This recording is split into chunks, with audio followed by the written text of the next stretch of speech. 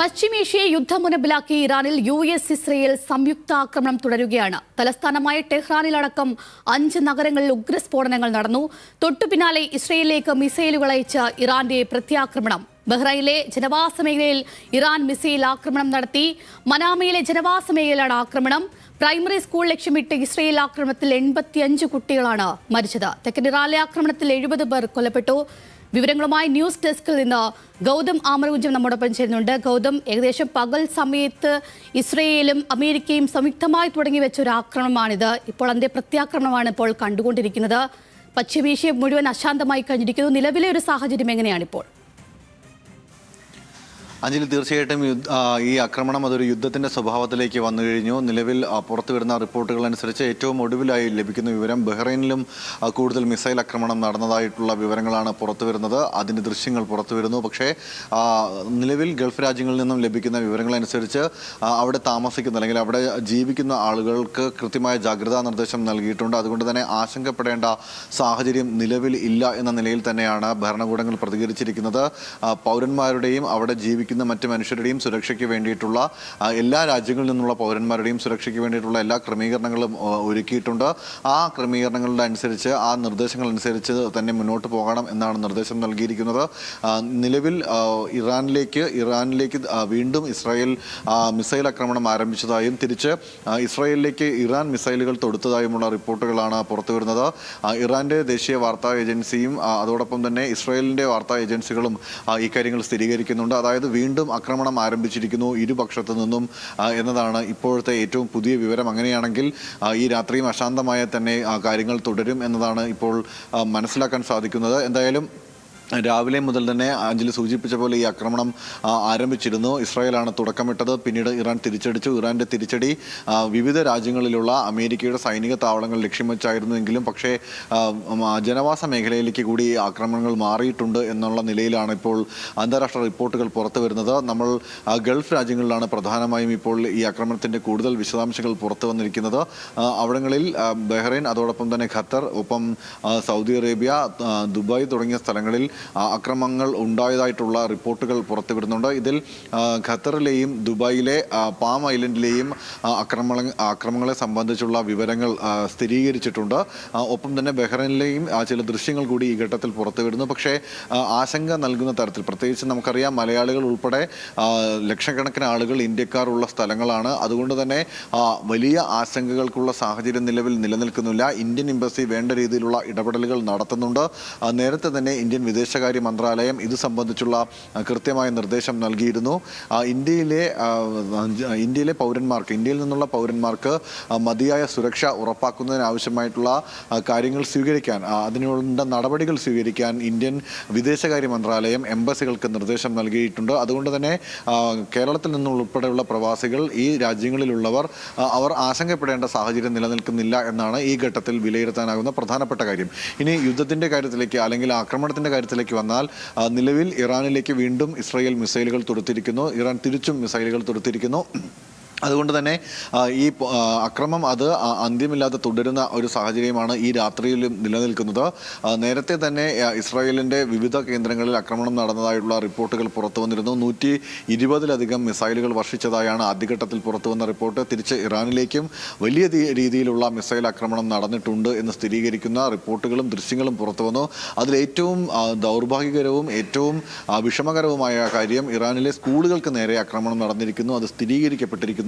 85ഓളം കുട്ടികൾ ഈ ആക്രമണത്തിൽ കൊല്ലപ്പെട്ടതായിട്ടുള്ള റിപ്പോർട്ട് പുറത്തു വരുന്നു. ഇറാനിയൻ വാർത്താ മാധ്യമങ്ങളും അതോടൊപ്പം തന്നെ അന്താരാഷ്ട്ര മാധ്യമങ്ങളും വാർത്താ ഏജൻസികളും ഇക്കാര്യം സ്ഥിരീകരിക്കുന്നു. അതിൻ്റെ ദൃശ്യങ്ങൾ പുറത്തു വരുന്നു. എലമെൻ്ററി സ്കൂൾ, അതായത്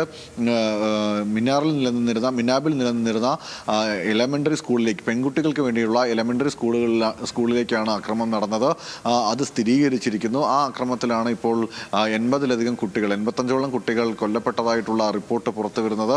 അത് ഏറ്റവും ദൗർഭാഗ്യകരമായ കാര്യം തന്നെയാണ്. അക്രമം ഏത് രീതിയിൽ ആരംഭിച്ചാലും എങ്ങനെ പുരോഗമിച്ചാലും കുട്ടികൾക്കും സ്ത്രീകൾക്കും നേരെയുള്ള അക്രമമാണ് എല്ലാ കാലഘട്ടത്തിലും യുദ്ധങ്ങൾ വരുത്തുന്ന ഏറ്റവും വലിയ ആഘാതങ്ങളിലൊന്ന്. അതുകൊണ്ട് തന്നെ അത് ഒരു തരത്തിലും അംഗീകരിക്കപ്പെടാൻ കഴിയാത്ത സാഹചര്യമാണ് നിലവിൽ ഉണ്ടായിരിക്കുന്നത് ഇറാനിൽ എന്നത് നിസ്സംശയം പറയാം. തിരിച്ച് ഇസ്രായേലിലുണ്ടായ അക്രമവുമായി ബന്ധപ്പെട്ടുള്ള വിശദാംശങ്ങൾ പുറത്തു വന്നിട്ടില്ല. അതിൻ്റെ കാഷ്വാലിറ്റി സംബന്ധിച്ചോ ആൾനാശം സംഭവിച്ചതുമായി ബന്ധപ്പെട്ടോ ഉള്ള വിശദാംശങ്ങൾ പുറത്തു വന്നിട്ടില്ല. എങ്കിലും അവിടെയും വലിയ രീതിയിലുള്ള അക്രമം നടന്നതായിട്ടുള്ള റിപ്പോർട്ട് തന്നെയാണ് ഉള്ളത്. ഇന്നിപ്പോൾ വീണ്ടും ഈ മിസൈൽ ആക്രമണം ഇരുകൂട്ടരും ആരംഭിച്ചിരിക്കുന്നു എന്നതാണ് ഈ നിമിഷത്തെ ഏറ്റവും പ്രധാനപ്പെട്ട കാര്യം. ഇനി മറ്റ് വിശദാംശങ്ങളിലേക്ക് വന്നാൽ നിലവിൽ ഇസ്രായേൽ കൂടാതെ പ്രത്യേകിച്ച് ഇസ്രായേലിനൊപ്പം ഉണ്ടായിരുന്ന അമേരിക്കയ്ക്ക് സൈനിക താവളം ഒരുക്കിയിട്ടുള്ള മറ്റ് രാജ്യങ്ങളിലേക്കും ഇറാൻ മിസൈലുകൾ വർഷിച്ചിട്ടുണ്ട്. അതിൽ പ്രധാനപ്പെട്ട മിസൈൽ ആക്രമണങ്ങൾ നടന്നുവെന്ന് കരുതപ്പെടുന്ന അത്തരത്തിൽ റിപ്പോർട്ടുകൾ വന്നിട്ടുള്ള ജോർദാൻ, സിറിയ തുടങ്ങിയ രാജ്യങ്ങളുണ്ട്. ഒപ്പം തന്നെ നേരത്തെ സൂചിപ്പിച്ച ഗൾഫ് രാജ്യങ്ങളുണ്ട്. ഈ ഗൾഫ് രാജ്യങ്ങളിലൊക്കെ തന്നെയും വലിയ ആൾനാശമോ അല്ലെങ്കിൽ അത്തരത്തിൽ ആശങ്ക ഉണ്ടാകുന്ന തരത്തിലോ ഉള്ള ഒരു സാഹചര്യം നിലവിൽ ഉയർന്നിട്ടില്ല. പക്ഷേ കെട്ടിടങ്ങൾക്ക് നേരെ അക്രമം നടന്നിട്ടുണ്ട്. അതിൻ്റെ ദൃശ്യങ്ങൾ പുറത്തു വന്നിരിക്കുന്നു. പക്ഷേ ജനങ്ങളെല്ലാം സുരക്ഷിതരായി തന്നെ തുടരുകയാണ്. ഒപ്പം തന്നെ ഗൾഫ് രാജ്യങ്ങളിലെ പ്രധാനപ്പെട്ട വിമാനത്താവളങ്ങളായ ഷാർജ വിമാനത്താവളവും ദുബായ് വിമാനത്താവളവും അടച്ചിരിക്കുന്നു. സർവീസുകൾ പൂർണ്ണമായും അവസാനിപ്പിച്ചിട്ടുണ്ട്.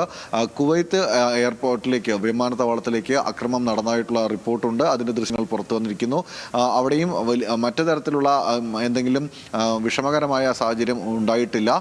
നിലവിൽ പാം ഐലൻഡിൽ നടന്നിട്ടുള്ള ആക്രമണത്തിൽ ഒരു കെട്ടിടത്തിന് തീ പിടിച്ചതായും തീ നിയന്ത്രണ വിധേയമായതായും ദുബായ് മീഡിയ ഓഫീസ് അറിയിച്ചിട്ടുണ്ട്. ഒപ്പം തന്നെ ജനങ്ങൾക്ക് കൃത്യമായ ജാഗ്രതാ നിർദ്ദേശം ഖത്തർ സർക്കാരും നൽകിയിട്ടുണ്ട്. ജനങ്ങളോട് കൃത്യമായും വീടുകളിൽ തന്നെ, അതായത് അടച്ചുറപ്പുള്ള മുറികളിൽ വീടുകളിൽ തന്നെ ഇരിക്കണമെന്നും സ്ഥിതിഗതികൾ നിയന്ത്രണ വിധേയമാകുന്നതുവരെ പുറത്തിറക്കരുതെന്നുമാണ് നിർദ്ദേശം നൽകിയിരിക്കുന്നത്. അതുകൊണ്ട് തന്നെ അവിടെയും മറ്റു തരത്തിൽ ആശങ്ക ജനിപ്പിക്കുന്ന തരത്തിലുള്ള സംവിധാനങ്ങളോ സംഭവങ്ങളോ ഉണ്ടായിട്ടില്ല. പക്ഷേ നേരത്തെ സൂചിപ്പിച്ച പോലെ തന്നെ മിസൈൽ ആക്രമണങ്ങൾ നടന്നതായിട്ടുള്ള റിപ്പോർട്ടുകളുണ്ട്. ഇനി മറ്റ് വിശദാംശങ്ങളിലേക്ക് വന്നാൽ നിലവിൽ ഇറാൻ അന്താരാഷ്ട്ര സമൂഹത്തിന്, അതായത് ഐക്യരാഷ്ട്ര സംഘടനയ്ക്ക് കത്തയച്ചിരിക്കുന്നു എന്നുള്ള വാർത്തയാണ് പുറത്തു വരുന്നത്. കത്തയച്ചിരിക്കുന്നു, അതായത് സമാധാന ചർച്ചകൾക്ക് വേണ്ടി, അടിയന്തര വെടിനിർത്തലിന് വേണ്ടി ഇടപെടണമെന്ന് ആവശ്യപ്പെട്ടുകൊണ്ടാണ് ഇറാൻ കത്തയച്ചിരിക്കുന്നത്. ആ കത്ത് ലഭിച്ചതായി നിലവിൽ അന്താരാഷ്ട്ര സമൂഹവും വ്യക്തമാക്കിയിട്ടുണ്ട്. എന്തായാലും സമാധാന ശ്രമങ്ങൾക്കായുള്ള ഒരു തുടക്കം എന്ന നിലയിൽ തന്നെ ഈ സാഹചര്യത്തെ നമുക്ക് വിലയിരുത്താനാകും. മറുവശത്ത് UN സെക്യൂരിറ്റി കൗൺസിൽ ചേരാനുള്ള തീരുമാനത്തിലേക്കും എത്തിയിരിക്കുകയാണ്. Antonio Guterres, UN general secretary കൂടിയായിട്ടുള്ള അന്റോണിയോ ഗുട്ടറസ് കുറച്ചു നേരം മുൻപ് എക്സിൽ പങ്കുവച്ച കുറിപ്പിൽ ഇക്കാര്യം വ്യക്തമാക്കുന്നുണ്ട്. എല്ലാ രാജ്യങ്ങളും ഇപ്പോൾ ഈ ആക്രമണത്തിൻ്റെ ഭാഗമായി വന്നിരിക്കുന്ന അല്ലെങ്കിൽ ആക്രമണം ആരംഭിച്ചിരിക്കുന്ന മിസൈലുകൾ വർഷിച്ചിരിക്കുന്ന ഇറാനും അമേരിക്കയും ഇസ്രായേലും ആയുധം താഴെ വയ്ക്കാൻ തയ്യാറാകണമെന്നും ലോക സമാധാനത്തിന് വേണ്ടി രാജ്യങ്ങൾ മുൻകൈ എടുക്കണമെന്നുമാണ് അന്റോണിയോ ഗുട്ടറസ് ആവശ്യപ്പെട്ടിരിക്കുന്നത്. അമേരിക്കൻ US കോൺഗ്രസിലേക്ക് ഡെമോക്രാറ്റുകളുടെ ആവശ്യവും വന്നിട്ടുണ്ട്. ഡെമോക്രാറ്റുകളുടെ ആവശ്യമനുസരിച്ച് യുദ്ധം പ്രഖ്യാപിക്കുന്ന സാഹചര്യമുണ്ടെങ്കിൽ അത് കൃത്യമായ യുദ്ധപ്രമേയവുമായി ബന്ധപ്പെട്ട് US കോൺഗ്രസിൽ ചർച്ച നടത്തണമെന്നും അത് വോട്ടിനിടണമെന്നുമാണ് അമേരിക്ക ആവശ്യപ്പെട്ടിരിക്കുന്നത്. അങ്ങനെ വോട്ടിനിട്ടതിന് ശേഷം മാത്രമേ നിലപാട് സ്വീകരിക്കാവൂ എന്ന് ഡെമോക്രാറ്റുകൾ ആവശ്യപ്പെടുന്നുണ്ട്. അതും ഒരു വശത്ത് നേരത്തെ സൂചിപ്പിച്ച സമാധാന ശ്രമങ്ങൾക്കായുള്ള ഒരു തുടക്കം എന്ന നിലയിൽ നമുക്ക് വിലയിരുത്താൻ കഴിയുന്ന ഒരു സാഹചര്യമാണ്. ഇനി മറ്റൊന്ന്, നിലവിൽ ഇറാൻ ഒരു ചർച്ചയ്ക്കുള്ള അവരുടെ ആഗ്രഹം അല്ലെങ്കിൽ അവരുടെ താല്പര്യം പ്രകടിപ്പിച്ചിട്ടുണ്ട്. അതിൽ അവർ മുന്നോട്ട് വയ്ക്കുന്ന ഉപാധി, നിലവിൽ ഇറാന് മേലാണ് ആദ്യം ആക്രമണം നടന്നത്. അത് ഇസ്രായേലും അമേരിക്കയും ചേർന്ന് സംയുക്തമായി നടത്തിയ ആക്രമണമാണ്. ആ ആക്രമണം ഇപ്പോഴും തുടരുന്നുണ്ട്. ആ ആക്രമണം അവസാനിപ്പിക്കാൻ തയ്യാറായാൽ, ആദ്യഘട്ടത്തിൽ അത് അവസാനിപ്പിച്ചാൽ തുടർന്ന് തങ്ങൾ ചർച്ചയ്ക്ക് തയ്യാറാണ് എന്ന നിലയിലാണ് ഇറാൻ പ്രതികരിച്ചിരിക്കുന്നത്. ഇതിനിടയിൽ മറ്റ് ചില സ്ഥിരീകരിക്കാത്ത റിപ്പോർട്ടുകൾ കൂടി വ്യാപകമായി പ്രചരിക്കുന്നുണ്ട്. അതിലേറ്റവും പ്രധാനപ്പെട്ട റിപ്പോർട്ടുകൾ, ഒന്ന്, ഇറാനിൻ്റെ പ്രധാനപ്പെട്ട സൈനിക മേധാവിമാരും ഒപ്പം തന്നെ വിദേശകാര്യ മന്ത്രിയും ഉൾപ്പെടെയുള്ള ആളുകൾ കൊല്ലപ്പെട്ടിരിക്കുന്നു എന്നുള്ള റിപ്പോർട്ടാണ്. അത് ഇസ്രായേലിൻ്റെ ആക്രമണത്തിൽ ഇവർക്ക് ജീവഹാനി സംഭവിച്ചിരിക്കുന്നു എന്നുള്ള റിപ്പോർട്ട് പുറത്തു വരുന്നുണ്ട്. അത് സ്ഥിരീകരിച്ചിട്ടില്ല. ഇത്തരത്തിൽ വാർത്താ ഏജൻസികൾ ഇതുമായി ബന്ധപ്പെട്ടുള്ള അതായത് ഇറാനിയൻ മന്ത്രിമാർ മരിച്ചതുമായി ബന്ധപ്പെട്ടുള്ള റിപ്പോർട്ടുകൾ മാത്രമേ ഉള്ളൂ. പക്ഷേ അതേസമയം സൈനിക മേധാവിമാരായ ചില ആളുകൾ നഷ്ടപ്പെട്ടിട്ടുണ്ട്, അവർക്ക് ജീവൻ നഷ്ടപ്പെട്ടിട്ടുണ്ട് എന്ന നിലയിൽ ഇറാൻ ഒരു പ്രതികരണവും നടത്തിയിട്ടുണ്ട്. അപ്പോൾ ഇറാൻ്റെ സൈനിക മേധാവിമാരായിട്ടുള്ള പ്രധാനപ്പെട്ട ചില ആളുകൾ, കമാൻഡർമാർ ഈ അക്രമത്തിനിടയിൽ കൊല്ലപ്പെട്ടു എന്നുള്ള വാർത്ത ഇറാൻ സ്ഥിരീകരിക്കുന്നുണ്ട്. അതേസമയം മന്ത്രിമാർ കൊല്ലപ്പെട്ടതുമായി ബന്ധപ്പെട്ടിട്ടുള്ള റിപ്പോർട്ടുകളോട് ഇറാൻ പ്രതികരിക്കാൻ തയ്യാറായിട്ടുമില്ല, അതിൽ സ്ഥിരീകരണവും വന്നിട്ടില്ല. ഇനി മറ്റൊന്ന്, നിലവിൽ ഖമനയുമായി ബന്ധപ്പെട്ട അഭ്യൂഹങ്ങളാണ്. ഇറാൻ്റെ പരമോന്നത നേതാവ് അയത്തുള്ള അലി ഖമനയെ ഭരണകൂടത്തിൽ നിന്ന് അല്ലെങ്കിൽ ഭരണത്തിൽ നിന്ന് പുറത്താക്കണമെന്നും ഖമനയി ഭരണം അവസാനിപ്പിക്കണമെന്നും ചൂണ്ടിക്കാണിച്ചാണ് ഈ അക്രമത്തിന് അമേരിക്ക പിന്തുണ നൽകുന്നത്. അതിന് പിന്നിലുള്ള കാരണം നേരത്തെ നമുക്കറിയുന്നതാണ്. ആണവ സമ്പുഷ്ടീകരണവുമായി ബന്ധപ്പെട്ടുള്ള വിശദാംശങ്ങൾ, ആ ആണവ ആയുധം നിർമ്മിക്കുന്നതുമായി ബന്ധപ്പെട്ട് ഉടലെടുത്തിട്ടുള്ള തർക്കം. ആ തർക്കത്തിൽ നിന്നാണ് ഇപ്പോൾ നമ്മൾ ഈ ആക്രമണങ്ങളിലേക്ക് എത്തിച്ചേരുന്ന സാഹചര്യം ഉണ്ടായത്. ഈ തർക്കത്തിൽ പരിഹാരം കാണുന്നതിന് വേണ്ടി ഒമാന്റെ നേതൃത്വത്തിൽ ജനീവയിൽ നടന്നിട്ടുള്ള ചർച്ച, അമേരിക്കയും ഇറാനും തമ്മിലുള്ള ചർച്ച, ആ ചർച്ച എങ്ങും എത്താതെ ഫലം കാണാതെ അവസാനിക്കുന്ന സാഹചര്യം ഉണ്ടായി. അതിൽ പ്രധാനപ്പെട്ട കാര്യം, അത് അമേരിക്കയുടെ താല്പര്യത്തിനനുസരിച്ച് ആ ചർച്ച അവസാനിച്ചില്ല എന്നത് തന്നെയാണ്. ആ ഘട്ടത്തിൽ, അതായത് ഈ ചർച്ച നടക്കുന്ന ഘട്ടത്തിൽ തന്നെ അമേരിക്കയിൽ നിന്നുള്ള ഏറ്റവും വലിയ പടക്കപ്പലുകൾ ഇറാൻ്റെ തീരത്തെത്തുകയും ഇറാൻ സൈനിക അഭ്യാസം നടത്തുകയും ചെയ്ത സാഹചര്യം ഉണ്ടായിരുന്നു. അപ്പോൾ മുതൽ തന്നെ ഈ അക്രമം ഉണ്ടാകും എന്ന് സംബന്ധിച്ചുള്ള ഒരു വിലയിരുത്തൽ ലോകരാഷ്ട്രങ്ങൾക്ക് ഉണ്ടായിരുന്നു. പക്ഷേ ഈ അക്രമം ഏത് വിധേനയും തടയുന്നതിന് വേണ്ടിയിട്ടുള്ള ശ്രമങ്ങളാണ് ഒമാൻ്റെ നേതൃത്വത്തിൽ നടന്ന ചർച്ചയിൽ ഉയർന്നു വന്നത്. പക്ഷേ അത് ഇറാൻ്റെ ആണവ നിരായുധീകരണം എന്നുള്ള ഒറ്റ കണ്ടീഷന്മേൽ, അല്ലെങ്കിൽ ആ ഒരു ഒറ്റ ഘടകത്തിന്മേൽ ആ ചർച്ച എങ്ങും എത്താതെ പോകുന്ന സാഹചര്യമാണ് ഉണ്ടായിരുന്നത്. അതിലേറ്റവും നിർണായകമായത് ഇസ്രായേലിൻ്റെ നിലപാടാണ്. ഇസ്രായേൽ പറയുന്നതനുസരിച്ച്, അല്ലെങ്കിൽ ഇസ്രായേലിൻ്റെ അവകാശവാദം അനുസരിച്ച്, ഈ ഇറാൻ്റെ ആണവ സമ്പുഷ്ടീകരണവുമായി ബന്ധപ്പെട്ട്, ആണവായുധ നിർമ്മാണവുമായി ബന്ധപ്പെട്ട് അവർ ഉയർത്തുന്ന പ്രധാനപ്പെട്ട വിമർശനം, അത് ഇസ്രായേൽ എന്ന രാജ്യത്തിൻ്റെ നിലനിൽപ്പിനെ അപകടത്തിലാക്കുന്ന നടപടിയാണ്. അതുകൊണ്ട് തന്നെ ഒരു കാരണവശാലും അത്തരത്തിലുള്ള അനുമതി നൽകരുത് എന്നുള്ളൊരു നിലപാട് ഇസ്രായേൽ കഴിഞ്ഞ കുറേ കാലങ്ങളായി, ഏകദേശം 3 പതിറ്റാണ്ട് കാലമായി ഉയർത്തുന്നുണ്ട്. അത് അവർ ഇപ്പോഴും തുടർന്നു. ഈ ഘട്ടത്തിലാണ് അമേരിക്ക ഇതുമായി ബന്ധപ്പെട്ട് ചർച്ച നടത്തുകയും ആണവ ആയുധ ഒരു നിർമ്മാണവും ആണവ സമ്പുഷ്ടീകരണവും ഒഴികെയുള്ള മറ്റെല്ലാ ഘടകങ്ങൾക്കകത്തും ഒത്തുപോകാൻ കഴിയുന്ന തരത്തിലുള്ള ചില നിർദ്ദേശങ്ങൾ മുന്നോട്ട് വയ്ക്കുകയും ചെയ്തത്. പക്ഷേ ഇറാനെ സംബന്ധിച്ചിടത്തോളം ആണവ സമ്പുഷ്ടീകരണം, ഊർജ്ജ സമ്പുഷ്ടീകരണം അവരുടെ പ്രധാനപ്പെട്ട അജണ്ടകളിലൊന്നാണ്. അതുകൊണ്ട് തന്നെ അത് മാറ്റിവെച്ചുകൊണ്ട്, അതായത് മറ്റു രാജ്യങ്ങൾക്കൊക്കെ ആണവായുധ നിർമ്മിക്കാനും അവ ഉപയോഗിക്കാനുമുള്ള അധികാരം നൽകുന്ന സാഹചര്യത്തിൽ അത്രയും ഉള്ള, അല്ലെങ്കിൽ യുറേനിയം നിക്ഷേപം അത്രയും ഉള്ള ഒരു രാജ്യത്ത് എന്തുകൊണ്ടാണ് ആണവായുധം നിർമ്മിക്കുന്നതിന് ഈ ഒരു വിലക്ക് ഏർപ്പെടുത്തുന്നത്? അതിലെന്താണ് പ്രശ്നം എന്നുള്ള ചോദ്യമാണ് ഇറാൻ മുന്നോട്ട് വെച്ചത്. അത് ലോക സമാധാനത്തിന് അപകടമുണ്ടാക്കുന്ന നടപടിയാണ് എന്നുള്ള വിലയിരുത്തലാണ് അമേരിക്കയ്ക്കുള്ളത്. അതുകൊണ്ടാണ് അമേരിക്ക മുന്നോട്ട് വയ്ക്കുന്ന, അമേരിക്ക താല്പര്യപ്പെടുന്ന രീതിയിലുള്ള ഒരു കരാറിലേക്ക് എത്താൻ ഇറാൻ വിസമ്മതിച്ചത്. തുടർന്നാണ് ട്രംപ് ഭീഷണി മുഴക്കിയത്.